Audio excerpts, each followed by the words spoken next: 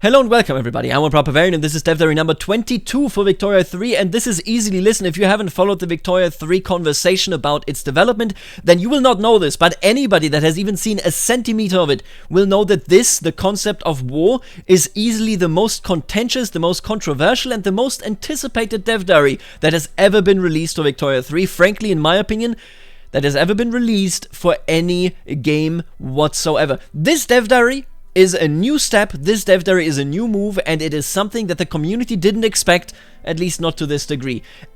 Before we jump into this, there are two things that I want to mention that I believe to be mandatory for me to mention.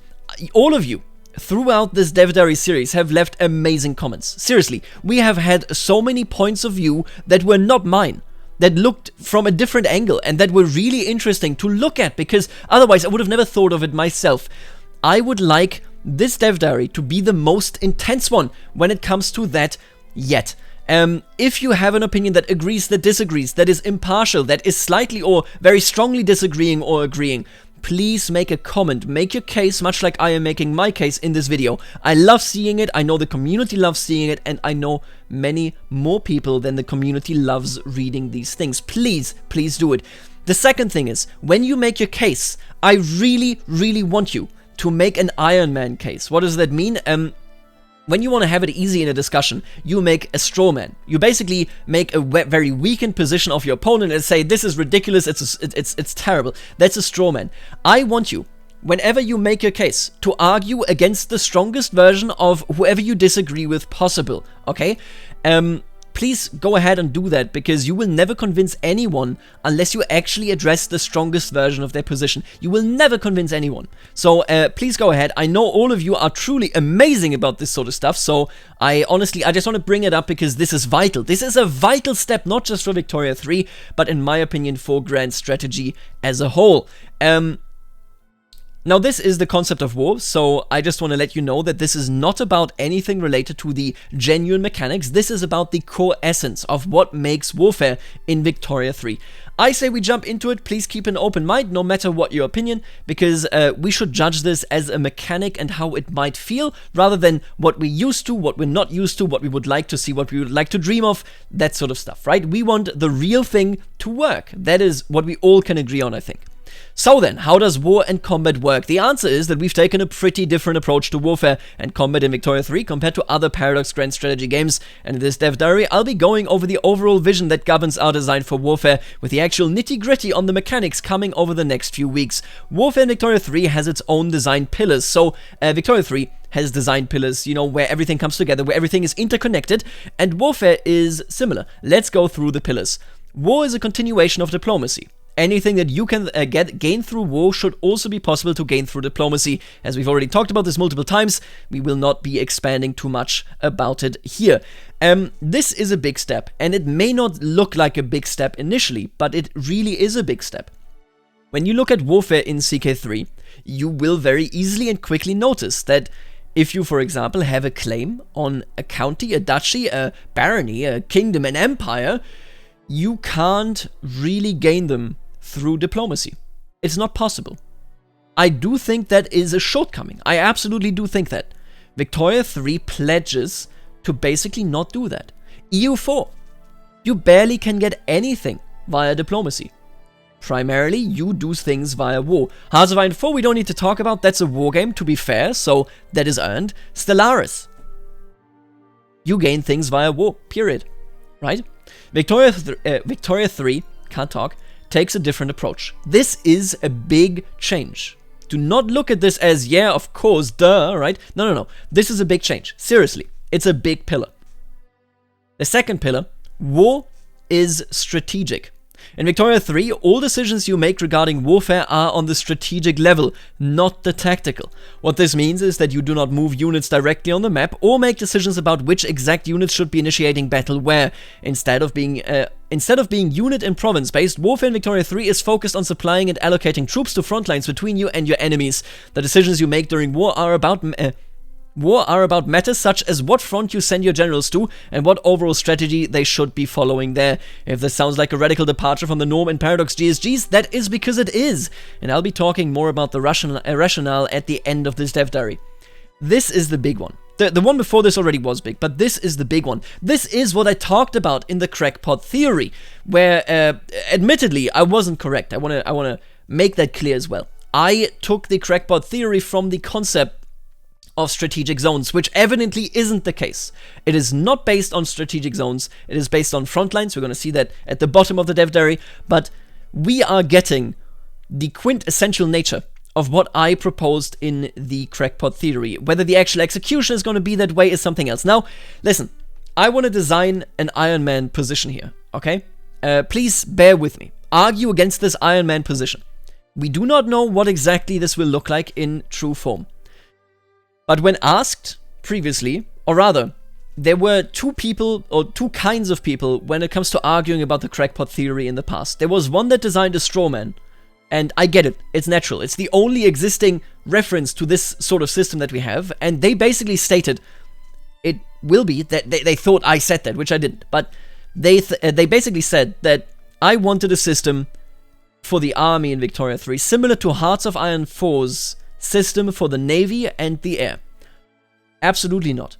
I disagree. That is not what I wanted. That is not what I ever asked for. Navy and air in Hearts of Iron 4 are very much and essentially supplemental elements. You utilize them to supplement your main army forces, and then you engage on the level of the main armed forces. What I actually wanted, I didn't present it this clearly in the video, and I believe this is my mistake, don't get me wrong here. Hey, it's on my side, this error. But I believe, and I articulated this various times on Reddit, on Discord, on Twitter, I wanted a system that is basically micro without micro. I believe that true micro, so me moving a unit from A to B, is bad, both for the player and for the AI, and for how wars work, and how they can encapsulate what happens in real life. But I also believe that going ahead and having still decisions that you make is vital to achieving an interactive system.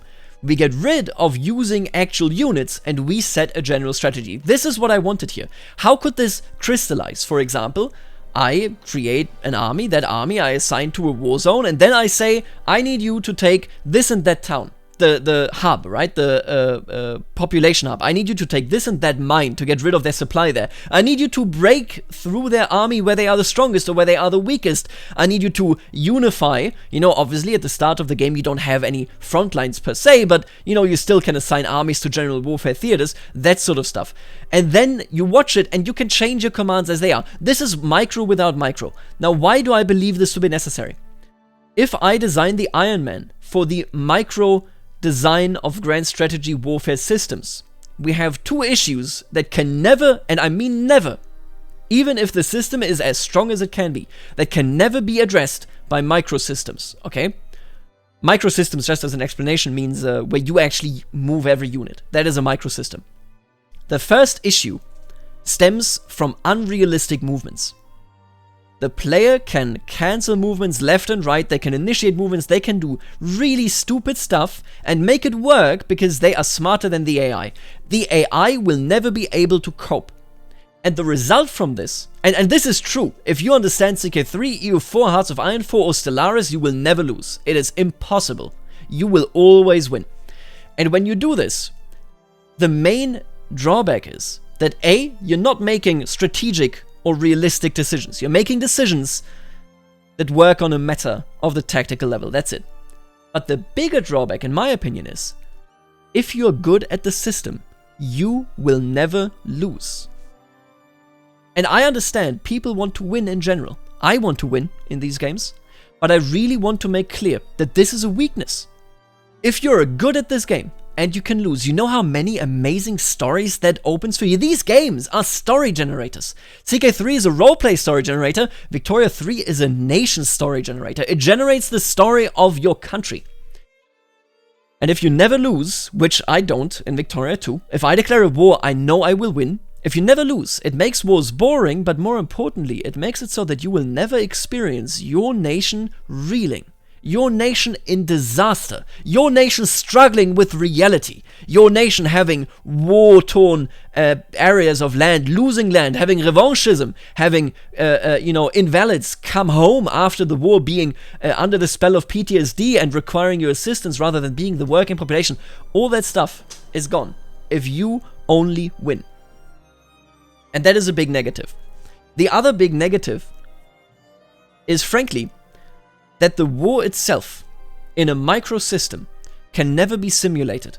It can never be simulated except, and I will mention that in Hearts of Iron 4.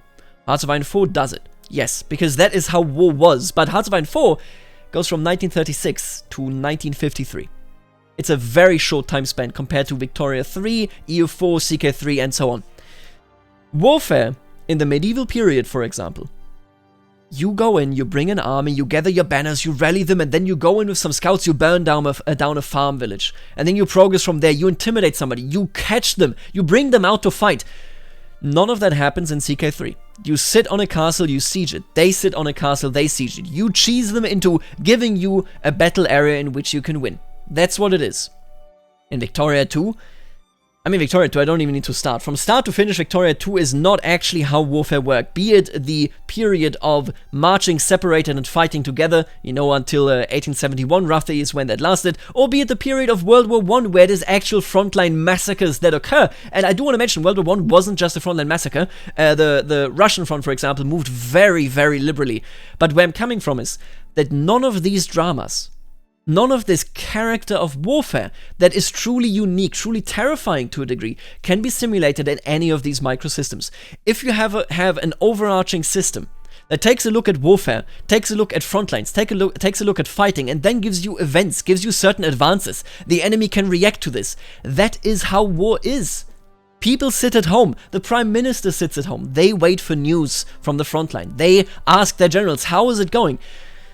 That is how it works. And micros, since you are bound to having a unit in a province at all times, can never fulfill this. This is me arguing, and I said this at the start, but I want to reiterate this because it's been a while that I've argued this now for a couple of minutes. This is why I believe micro, as we know it from all the other games, despite me making its Iron Man case, where it's really good, where it's fun to move around, this is why I believe micro can never simulate what I needed to simulate to be interesting. It should simulate the tragedy, the aggressiveness, and the uncertainty of warfare. Micro can't do that because you only declare wars, let's be honest with yourself, you only declare wars that you know you will win. Why would you declare a war that you think you will lose? It's nonsense. But in reality, that's not how it works. War is uncertainty, right? And the other aspect, as I said, war itself cannot be adequately simulated by this micro warfare model. A more strategic decision platform will make this possible. That is my case. Please argue against this one. The exact mechanics, and I want to make that clear as well. In my video, I was very vague. The exact mechanics are difficult to determine because they have to be determined in playtesting, in QA, and so on and so forth, right? But the exact mechanics we don't know about, I don't know about, but the concept of it is much, much stronger to simulate this. What also comes in, of course, is that Victoria 3 is not a game about warfare, right? It's a game about moving out and creating a nation. More than ever before, this is the civilization builder. And warfare is a part of building a civilization. It is not a part that is quintessential. You and the consequences of warfare are what you care for. Whether you win or lose, different topic. Very different topic. This was my strongest case that I want to make for war strategic.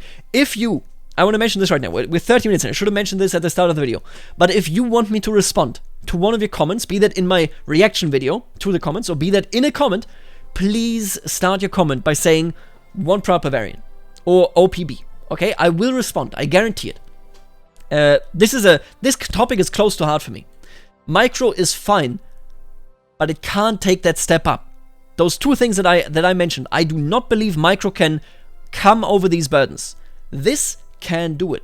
I will say, just to be a bit more lighthearted here about this, I really wonder, when I published that crackpot theory, that was way out there when I did it, I do wonder what the devs were thinking. What the devs were thinking. It's like, oh my god, what the hell? Wait, how did You know what I mean? I would love to know about that, but I hope you get where I'm coming from here. This topic is close to my heart. Please make your best case. I want to read it. Maybe you can convince me, right? I try to make my best case right here. Of course, we need to see what the responses, or rather what the mechanics are anyway. Let's proceed to the third pillar and the rest of the pillars. War is costly. Political, economic, and humanitarian costs must apply. There's no such thing as a bloodless war in Victoria 3, as just the act of mobilizing your army will immediately start accruing casualties from accident and disease, as these were and remain the biggest killers of men during war, not battles. In addition to being an immense financial burden for your country, the soldiers and conscripts who die during war leave behind children and widows, and may even become dependents themselves as a result of injuries sustained during your quest for national glory. This is amazing. No matter whether we don't have micro in Victoria 3, period. But whether you agree or disagree with that, Victoria 2 didn't reflect this. No other game reflects this. You send people to war, and they will come back as dependents. They cannot work a full job. They are invalids. A huge topic. I don't know about other countries, I assume it was similar, but a huge topic in Germany after World War I. The war veterans that were wounded, such a big topic, such a societal shift in how we view war.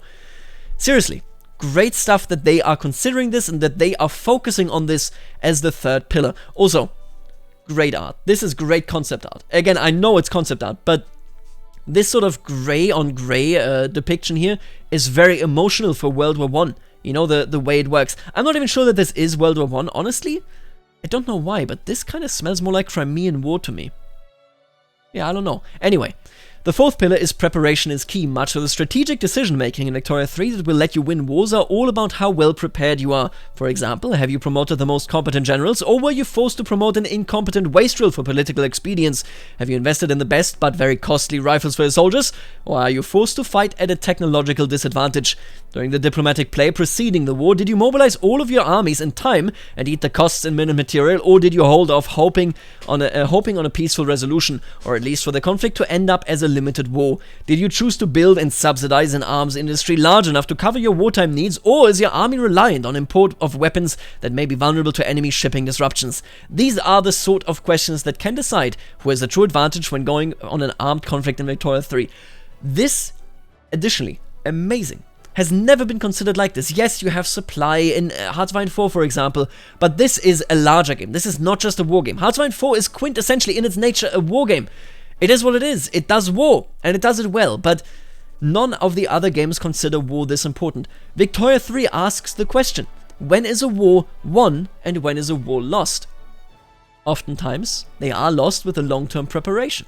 Sometimes they are won or lost with the tactics. For example, the way that the Prussian army marched. They marched divided and then struck together against both the Austrians and against the...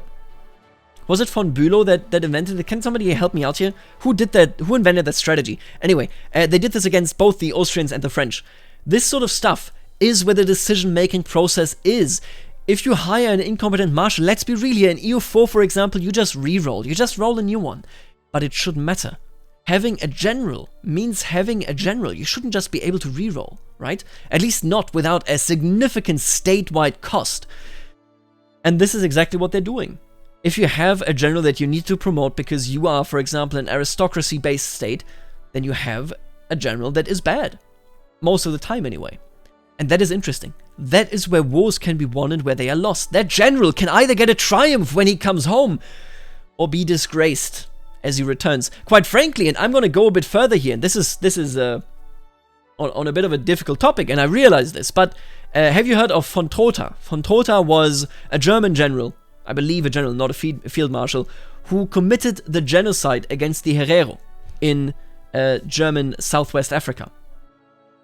He, when he came back, had a very difficult relationship with the German nation, with the Kaiser and so on, because, yes, they wanted to win that war against the natives, but the genocide really, really dampened the enthusiasm, the jingoism of Germany for warfare.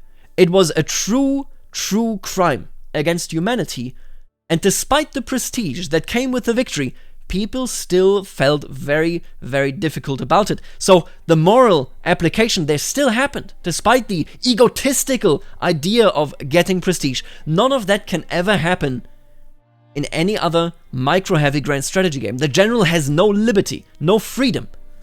In this game, it may happen. In this game, it may happen. It's the only game that may do this, that may show you that a truly terrible general, by which I mean a general that treats the people they conquer terrible, that they may have an impact both on the country they conquer and on the population in whose name they conquer things. This is the potential of a non-micro system. It's huge. This could be huge. And that is exactly what I want from it. Why I want this. Now, the fifth pillar, navies matter. Navies should feel just as important, and in some cases more important, as armies. In addition to supporting or hindering overseas expeditions by, for example, cutting off enemy supply lines, navies play a crucial role in waging economic warfare, as a country whose economy, or even worse, military goods supply, depends on trade, will be vulnerable to the actions of hostile navies. This one is a big one, in the sense that all Paradox games acknowledge, yes, the navy is important, and none, except Hearts of Iron 4, actually go through with it. Hearts of Iron 4's navy is vital. Victoria 2's navy isn't. EU4's navy isn't. I mean, yes, you need it for transport, but that's really it. You can blockade, but none of that is vital. In Victoria 3, if you blockade the ports, their army may run out of, arms. Their population may run out of civil goods. Maybe you are even in a position where you can keep an army that the enemy wants to transport into a war zone out of that war zone. There are so many options here. You could, and I don't think Victoria 3 will have this, but having the navy as this important pillar, you could even make it so that if two nations are at war and you are in control of that, territory, of that shipping lane, you may just say, oh, sorry, we're not at war, but you can't pass here. That would be amazing. Right now, at most, we have that, for example, the Bosporus, Gibraltar, the Suez Canal, but you can do that much, much further. A true high-sea fleet wasn't accessible to most grand powers. Germany, France, Great Britain. Maybe Spain, but also that's a tough one. Japan, the US. Russia, not really. Semi. But a true high seas fleet can do so many things that are not accessible in any of these games. This is a pillar that needs to be in there, and it is. I am amazed by them actually considering this. Seriously, I am trying to make the strongest case for my opponents, but I will tell you, I think my strongest case is very simple here. The opportunities that come with this are insane. Whether you see it differently or not, please let me know in the comments. Now, the sixth and final pillar, War Changes, is all about the technological advances of the 19th century and the way that warfare changed from the maneuvering of post-Napoleonic armies to the meat grinder that was World War I. Our ambition is for those changes to be felt in the gameplay of Victoria 3, as technology such as the machine gun makes warfare an ever bloodier and costlier affair, while advancements in naval technology make it easier for countries with advanced navies to project global power. I love it. Yeah, I love it. I don't think that with micro, even if you transition from individual armies like EU4 and then to HOI4 front lines, I do not think you can simulate the change in warfare. It was much more profound than that. It was much more intricate than that. And having a more strategic approach rather than a tactical approach is the right way to do it, in my opinion. Very cool stuff. Very cool stuff. Now, let's take a look at Martin Anwart, the game director here, justifying from their point of view. I did it from my point of view. I want to make that clear as well.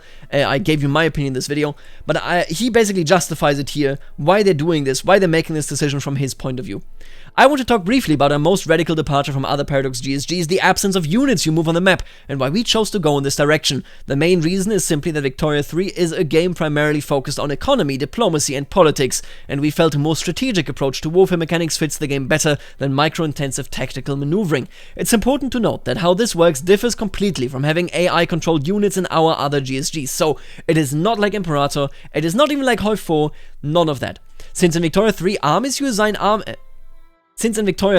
you assign armies to fronts rather than provinces. Navies, of course, work differently, but more on that later. We'll be getting into the exact detail of the mechanics of both armies and navies in the coming weeks. I think, and this is my guess, I do not know this, but I think what they mean is, if you look at Imperator Rome, for example, you can hand your army to the AI. If you do that, it's gonna sometimes run around like it's lost its head. It's a headless chicken. That happens because that is how micro warfare works. The AI needs to make decisions on a daily basis. I think what they're doing here is, let's say I assign 10 divisions to my war against Saxony. Bavaria says, screw Saxony, okay?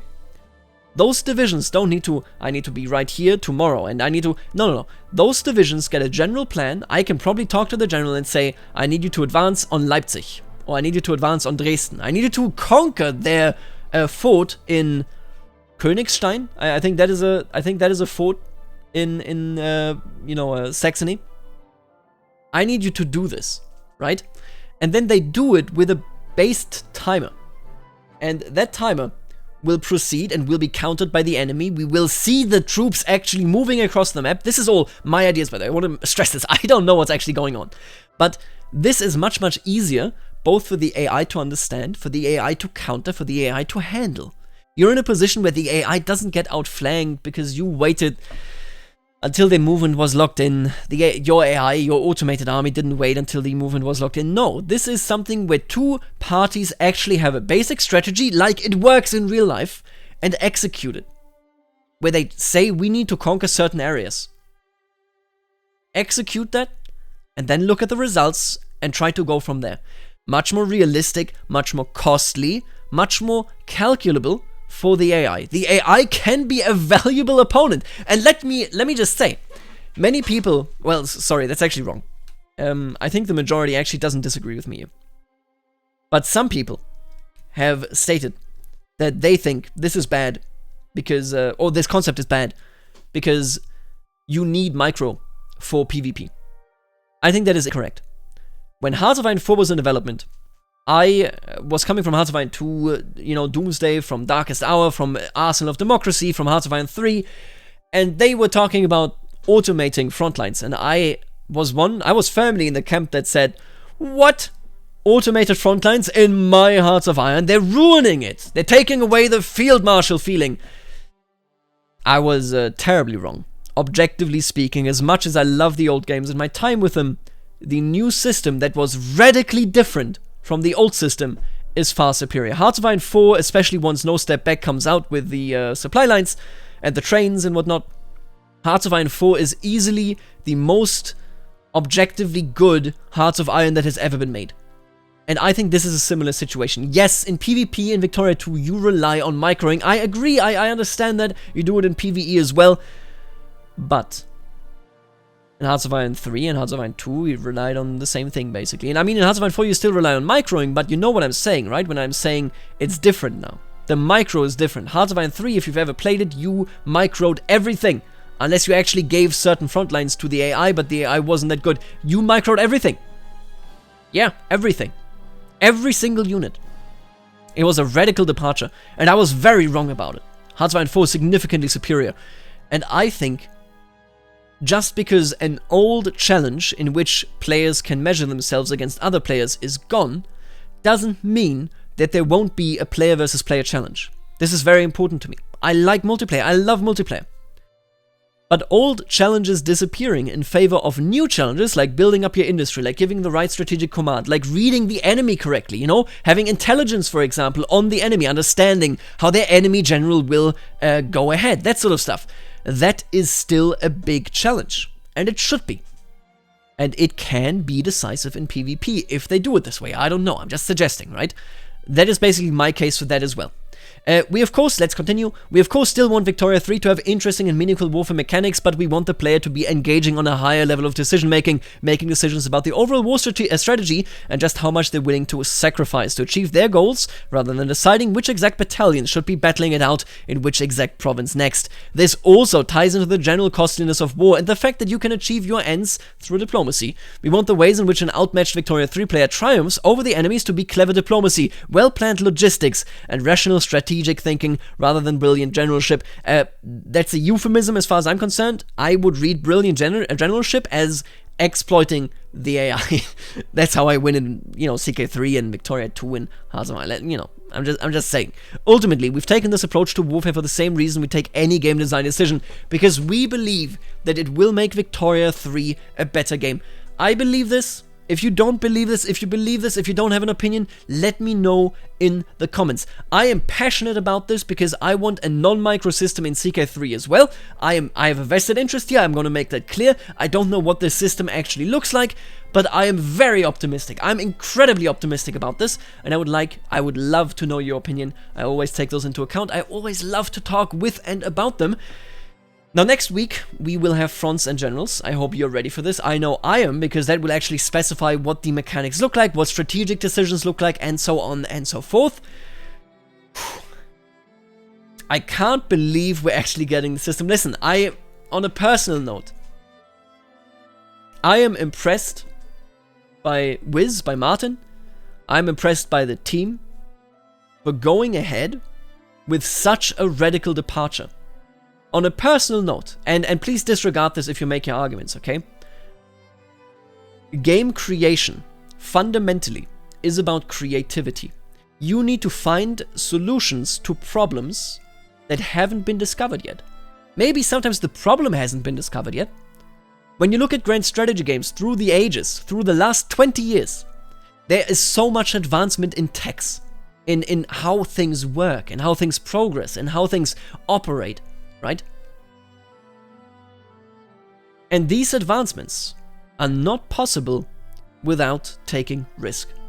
This strong departure from the old micro-based systems of warfare is a huge risk, in the sense that it's just so much cozier. It's just so easy to sit down and say, yeah, we're just gonna do another micro game, right? And it doesn't have to be bad. I want to stress that a micro game could be good, but there is creativity, there is risk acceptance, and there is ambition behind developing something new. I personally, even if I disagreed with this system, and it's easy for me to say because I don't disagree with it, I realize this, but please take my word for it. I personally endorse that they are willing to take a risk, that they are willing to say, I don't want to be lazy, I want to not just absorb what we already have, I want to take this 10 steps further. This is huge to me. This is a big, big thing. Something that really shows that the team, that the game director are willing to take risks to fulfill their ambition of what they think the game should look like. I really love that. Let me know what you think. Thank you for watching. Very emotional for me in the sense that I'm passionate about this. I hope that I made a good case for myself. Please make a good case for whatever your opinion is. I will read them all. Remember to tag me with One Proud Barbarian, and I will respond to your comment. Thank you so much. Later, alligator.